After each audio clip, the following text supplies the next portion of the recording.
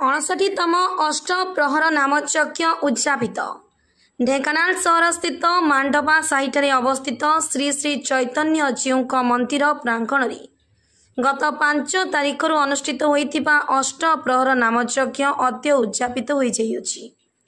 एही नामचक्य रे ढेंकानाल जिलार 13टी संकीर्तन मंडली जोगदी नाम संकीर्तन करथिले।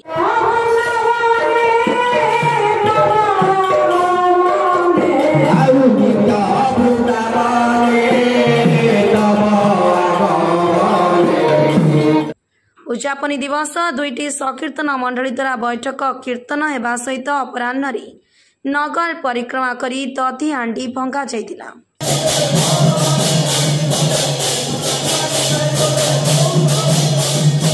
परे भक्त मानक पई प्रसाद सेवनर व्यवस्था होइतिला।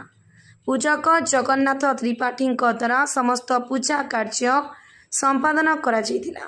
सभापति निराकार साहू, उपसभापति लंजन कुमार साहू, संपादक नृसिंह चरण साहू, कोषाध्यक्ष विष्णु चरण साहू तत्वावधान रे समस्त कार्यक्रम परिचालना करथिले। समस्त कर्मकर्ता ए कार्यक्रम रे सहयोग करुछंती। ब्यूरो रिपोर्ट धनुष एक्सप्रेस।